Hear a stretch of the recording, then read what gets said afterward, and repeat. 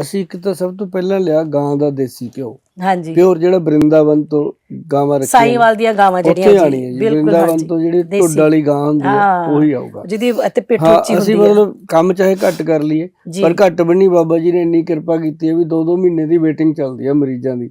ਹਾਂਜੀ ਲੇਕਿਨ ਇਹ ਹੈ ਕਿ ਪੰਜੀਰੀ ਦਾ ਫਾਰਮੂਲਾ ਨਾ ਨੂਰੀ ਮੈਡਮ ਮੈਂ ਆਪਣੇ ਵੈਬਸਾਈਟ ਤੇ ਦੇ ਦਿੱਤਾ www.vaidwan.com ਤੇ। ਲੋਕ ਜਾਂਦੇ ਆ, ਜੀ ਜੀ ਫਾਰਮੂਲਾ ਉੱਥੋਂ ਚੁੱਕਦੇ ਆ।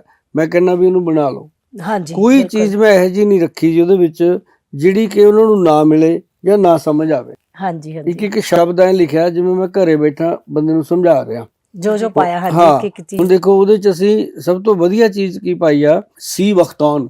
ਅੱਜ ਦੀ ਡੇਟ 'ਚ ਸਭ ਤੋਂ ਵੱਧ એનર્ਜੀ ਬੂਸਟਰ ਹੈ। ਸੀ ਵਖਤੌਨ ਬਾਰੇ ਆਮ ਲੋਕ ਨਹੀਂ ਜਾਣਦੇ, ਪਰ ਅੱਜ ਦੀ ਡੇਟ 'ਚ ਸਭ ਤੋਂ ਉੱਪਰਲਾ ਇੱਕ ਸਰੋਤ ਮੰਨਿਆ ਗਿਆ ਕਿ ਉਹਦਾ ਐਡਾ ਕੁ ਹੁੰਦਾ ਜੀ, ਜਿਹੇ ਜਿਹੇ ਆਪਣੇ ਉਹ ਹੁੰਦੀਆਂ ਸੀ ਨਾ ਪਿੰਡਾਂ ਦੇ ਵਿੱਚ, ਆਪਾਂ ਬੇਰ ਨਹੀਂ ਹੁੰਦੇ ਝਾੜੀਆਂ 'ਚ ਲੱਗੇ ਛੋਟੇ ਬੇਰ, ਓਡੇ ਓਡੇ ਲਾਲ ਬੇਰ ਛੋਟੇ ਛੋਟੇ, ਉਨੇ ਕੁ ਸਾਈਜ਼ ਦਾ ਇਹ ਲੇਹ ਲਦਾਖ ਦਾ ਪੌਦਾ ਹੈ ਜੀ, ਉਹਨੂੰ ਲੱਗਦੀਆਂ ਨੇ ਇਹ ਪਿੱਛੇ ਜੇ। ਹਾਂ, ਇਹ ਅਸੀਂ ਘੱਟੋ ਘੱਟ 25-30 ਸਾਲ ਤੋਂ ਲੋਕਾਂ ਨੂੰ ਦੇ ਰਹੇ ਹਾਂ। ਤੇ ਸੀ ਵਖਤੌਨ ਜਿਹੜਾ ਹੈਗਾ ਉਹਦੇ ਇੰਨੇ ਕੁ ਮਤਲਬ ਬੇਰ ਜਿੰਨੇ ਫਲ ਦੇ ਵਿੱਚ 25-26 ਆਮਲੇ ਜਿੰਨੀ ਸ਼ਕਤੀ ਹੈ। ਹਾਂਜੀ, ਜੋ ਕਿਤਾਬਾਂ 'ਚ ਗ੍ਰੰਥਾਂ 'ਚ ਦਿੱਤਾ ਗਿਆ, ਉਹ 'ਚ ਵਿਟਾਮਿਨ ਸੀ ਦੀ ਭਰਪੂਰ ਮਾਤਰਾ ਹੈ ਔਰ ਹਰ ਤਰ੍ਹਾਂ ਦੀ ਬਾਡੀ ਦੀ ਕਮਜ਼ੋਰੀ ਨੂੰ ਦੂਰ ਕਰਦਾ। ਤੇ ਸੀ ਵਖਤੌਨ ਅਸੀਂ ਪੰਜੀਰੀ ਦੇ ਵਿੱਚ ਨਾਰਮਲੀ ਲਿਖਿਆ।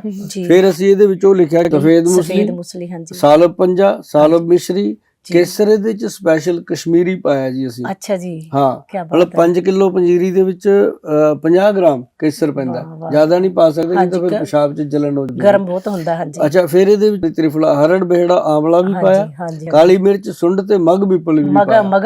ਹਾਂ, ਮੈਂ ਪੰਜੀਰੀ ਦਾ ਫਾਰਮੂਲਾ ਬੋਲ ਰਿਹਾ, ਮੇਰੀ ਹੱਥ ਜੋੜ ਕੇ ਰਿਕੁਐਸਟ ਹੈ ਵੀ ਇਹਨੂੰ ਰੀਲ ਨੂੰ ਜਾਂ ਇਹਨੂੰ ਸਮਾਨ ਨੂੰ ਸਾਂਭ ਕੇ ਰੱਖ ਲਿਓ, ਫੋਨ ਕਰ ਕਰਕੇ ਨਾ ਪੁੱਛਿਓ, ਨਾ ਦੱਸਣਾ। ਮੈਂ ਇੱਥੇ ਹੁਣ ਬੈਠੇ ਦੱਸੀ ਜਾਂਦੇ ਆ, ਸਿੱਧਾ ਹੀ ਕਹਿਤਾ ਨਾ ਦੱਸਣਾ। ਪਖੜਾ ਵੀ ਪਾ ਸਕਦੇ ਨਾ, ਪਖੜਾ ਪੈਂਦਾ ਜੀ, ਨਸੂੜੇ ਪਾ ਸਕਦੇ ਆ, ਨਸੂੜੀ ਪੈਂਦੀ ਹੈ, ਪਰ ਅਸੀਂ ਨਸੂੜੀ ਪਾਈ ਨਹੀਂ। ਪਾ ਸਕਦੇ ਹੋ। ਅਸੀਂ ਜਿਹੜੀ ਪੰਜੀਰੀ ਬਣਾਉਂਦੇ ਆ ਉਹ 'ਚ ਅਸੀਂ ਨਸੂੜੀ ਇਸ ਲਈ ਨਹੀਂ ਪਾਉਂਦੇ ਕਿ ਕਈ ਵਾਰੀ ਉਹਨੂੰ ਸਮਾਂ ਲੱਗਦਾ ਸੇਲ ਹੋਣ 'ਚ, ਤਾਂ ਕੀੜੇ ਪੈਣ ਦਾ ਡਰ ਹੁੰਦਾ। ਨਸੂੜੀ ਘਰੇ ਪਾ ਲਓ ਤੁਸੀਂ, ਜਦ ਹੀ ਖਤਮ ਕਰਨੀ ਆ ਤਾਂ ਅਸੀਂ ਇਹਦੇ 'ਚ ਪਖੜਾ ਪਾਉਂਦੇ ਆ, ਔਰ ਜਿਹਨੂੰ ਗੋਖਰੂ ਵੀ ਕਹਿੰਦੇ ਆ। ਤੇ ਹੋਰ ਕਈ ਐਸੀਆਂ ਚੀਜ਼ਾਂ ਨੇ ਜਿਹੜੀਆਂ ਤੁਸੀਂ ਗੂਗਲ ਤੇ ਜਾ ਕੇ ਪੜ੍ਹ ਲਓਗੇ। ਔਰ ਬਣਾਉਣ ਦਾ ਤਰੀਕਾ ਵੀ ਮੈਂ ਐ ਸਮਝਾਇਆ ਜਿਵੇਂ ਘਰ ਦੀਆਂ ਦਾਦੀ ਨਾਨੀ ਸਮਝਾਉਂਦੀਆਂ ਨੇ।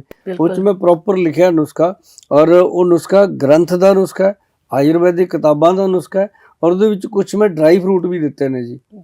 ਔਰ ਉਹਦੇ ਵਿੱਚ ਆਹ ਜਿਹੜੇ ਪੰਪਕਿਨ ਸੀਡ ਵਗੈਰਾ ਇਹ ਤਾਂ ਦਿੱਤੇ ਹੀ ਦਿੱਤੇ ਨੇ। ਔਰ ਐਸਾ ਨੁਸਖਾ ਬਣਿਆ ਨੂਰੀ ਮੈਡਮ, ਤੁਸੀਂ ਯਕੀਨ ਮੰਨੋ ਵੀ 5-5 ਕਿਲੋ ਦੇ ਅਸੀਂ ਪੈਕ ਬਣਾਏ ਸੀ ਉਹਦੇ। ਪੈਕ ਵੀ ਮੈਂ ਦੂਜਾ ਫਿਰ ਪੀਪਾ ਹੀ ਬਣਾਇਆ ਸੀ ਪੰਜੀਰੀ ਵਾਲਾ, ਲੋਹੇ ਦਾ, ਜਿਵੇਂ ਸੰਧਾਰੇ ਚ ਆਉਂਦੀ ਹੁੰਦੀ ਸੀ। ਬਸ ਮੈਂ ਉਹ ਵੀ ਬਣਾਇਆ ਸੀ।